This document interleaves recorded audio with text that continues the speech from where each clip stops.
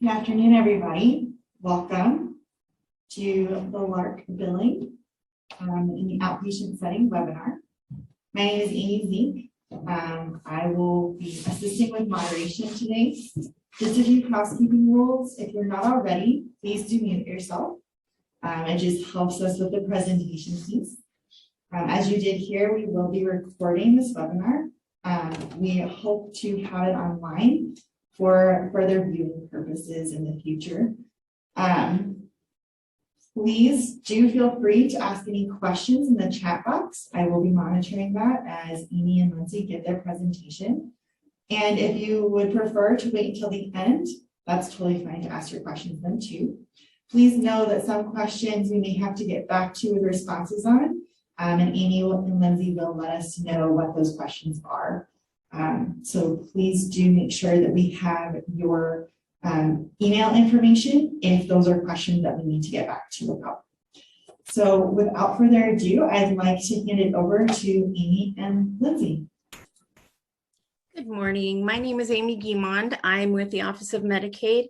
I'm a benefit quality control specialist, and I do policy for the FQHCs and RHCs. Good morning, I'm Lindsay. I'm Lindsay Conyers. I'm also with Medicaid, also a benefits quality control manager. I oversee mostly our physicians and clinics, so that will be my area of so-called expertise for this presentation today. Okay, I think we're going to go ahead and move to the next slide, and we are going to start with a question. So you will be doing a poll question. I will let them explain how that works. But the question is, what does LARC stand for? A, lost action request completed, long-acting reversible contraception, or lasting assistance request contract. And you can go ahead and, I believe, make your choice now. Is that correct? Yes. And you only have to answer question 1.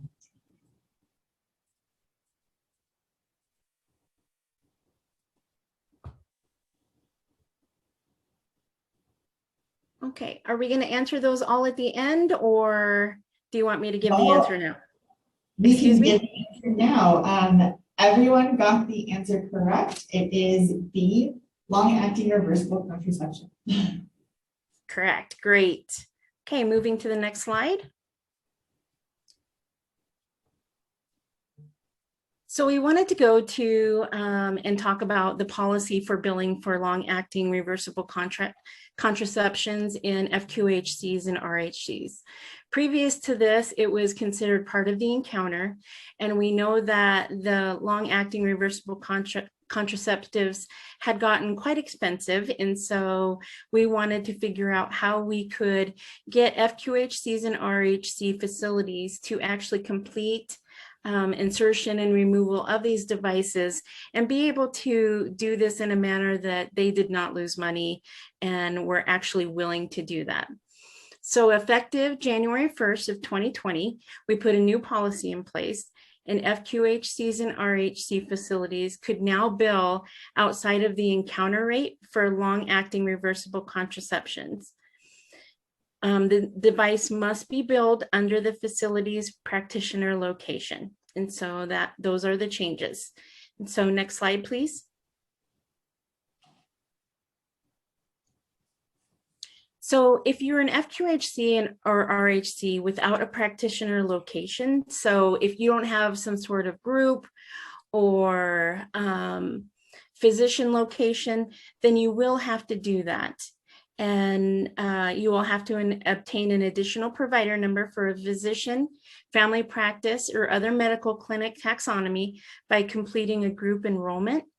And on this slide, you can see the link in which you would need to go to obtain that sort of taxonomy and have a practitioner location.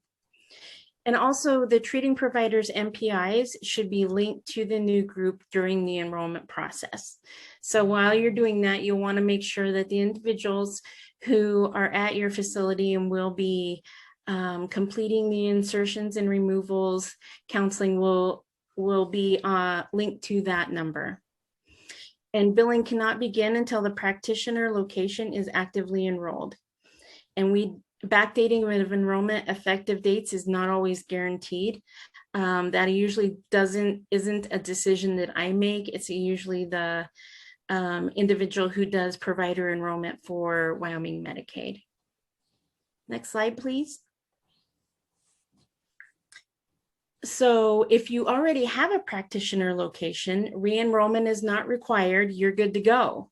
You just need to ensure that your treating providers are linked to your practitioner location, and those are the providers that would be completing the insertion, removal, or any of those associated codes with the LARC.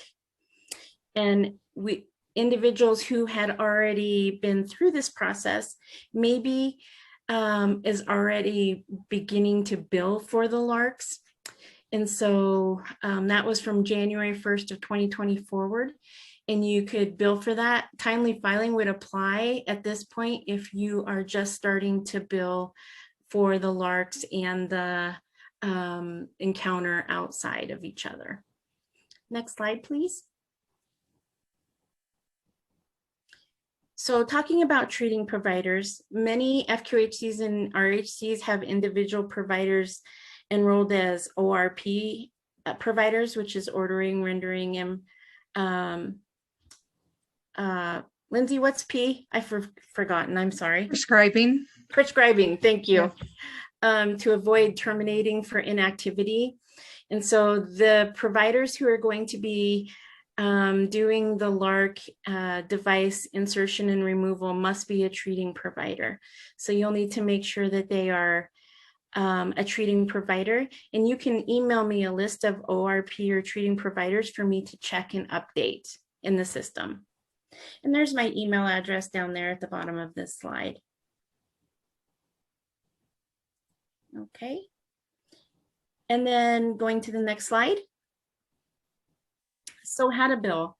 The FQHC and RHC's facilities will submit a UB encounter claim for the LARC for the insertion, removal, or reinsertion services as normal.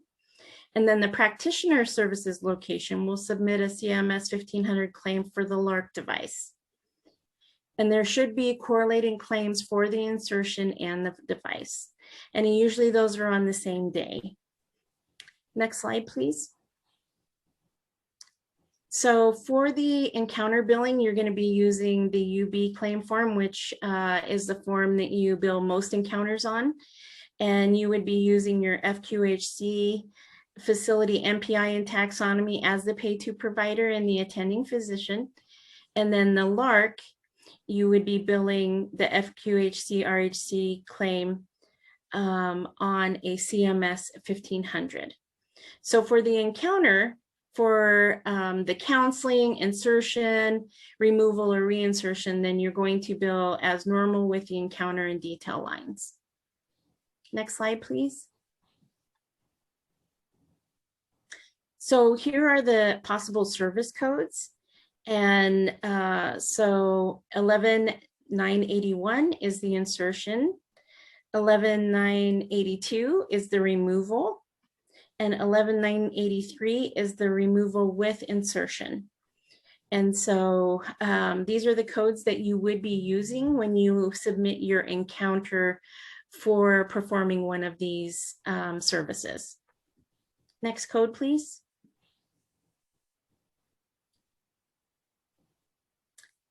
Okay, so just going into an example. So a client had an appointment on 1/20/21 for contraceptive services and received an implant.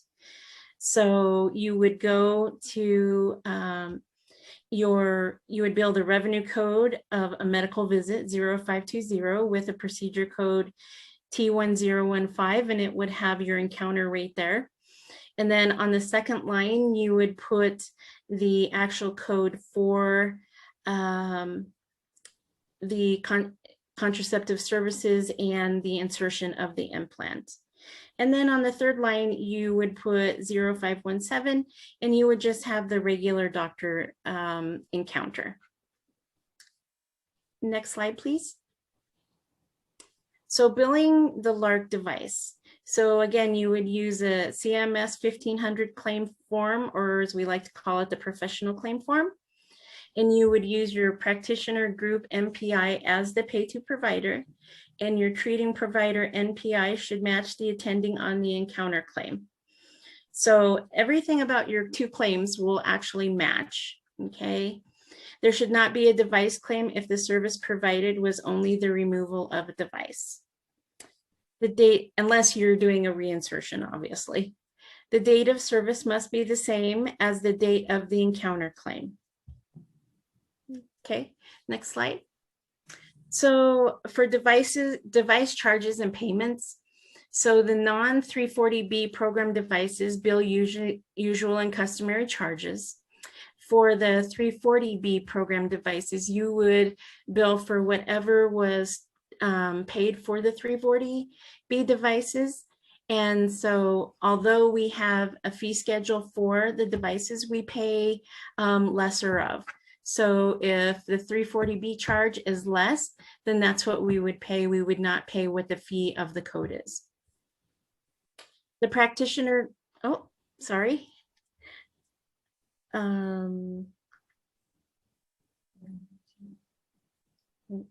Oops. Hold on one second and we'll go back here. I think it's slide 12, maybe. Let's try 12. And that second part of the slide just says the practitioner location will be reimbursed the lesser of the provider's billed amount or the Medicaid allowable amount. So if your LARC is more than what our fee is, we're still going to pay the fee. Okay, next slide, please. So these are the possible device codes. If there have been new ones added, then they aren't on this list, but as of the time of this, these were the LARC device names that we had in our system.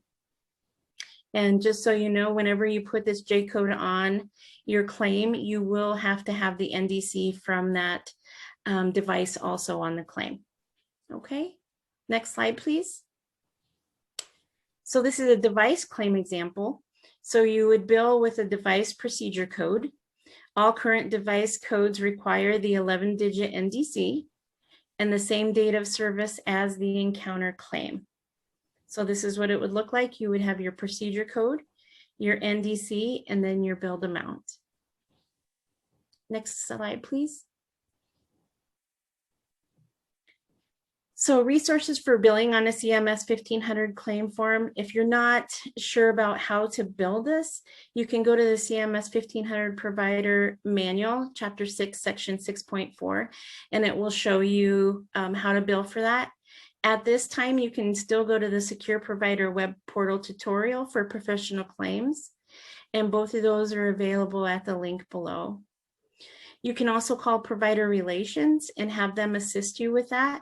And at this time, that number is 1-800-251-1268 and push options 1, 5, and 0. And they should be able to help you with your first claim if you have never billed a professional claim before. Next slide, please. And if you are billing through the web portal, or you're able to access the web portal and you don't want to send an 837 or any other form, then you would just go into create claims and you would create professional claim. And so in the web portal, it's a very easy process, and you can just go in there and make a template for yourself and then just add the provider's name and the client's name for submitting that professional claim for the device. Next slide, please. We had some other questions that we received ahead of time, but I'm going to stop there and see if there are any questions.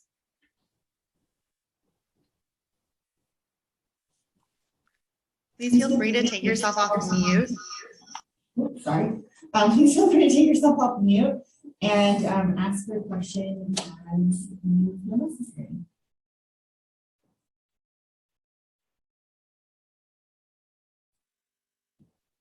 I know that I went over that fairly quickly. I think that if you are going to be billing for those services, you might have already billed for other provider location under a physician number. So this is probably not new to you. You would bill the LARC device in the same way you would provide other services under the practitioner location. So we did have some questions that were received. Can we bill for same-day insertions, or do we have to counsel the patient, wait a day, and then perform the insertion? We would actually prefer that you complete it on the same day after insertion, after counseling the patient, unless the patient feels like they need a little time to think about it. In which case, then you may have two separate dates on the LARC and the actual date that you did the counseling. Okay. Number 2, will we be penalized if the patient wants a removal anytime that is less than a year after insertion, or is the billing process still the same? No, we don't have any you won't be penalized if the individual wants it removed in less than a year.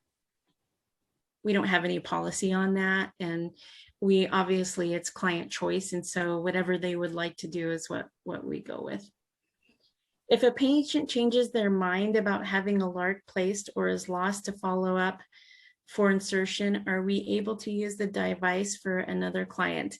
And we were a little confused about this. I know that some facilities have LARCs on stock, and so obviously if has not been in someone else's hands, then it should not be a problem. If the client brought it to you all from the pharmacy, then probably you would not want to use that. As long as it has not been transferred from one patient to another, and I think we're talking more physical there, then we think you're probably okay. So those were all the questions that we had prior to this training. Are there any follow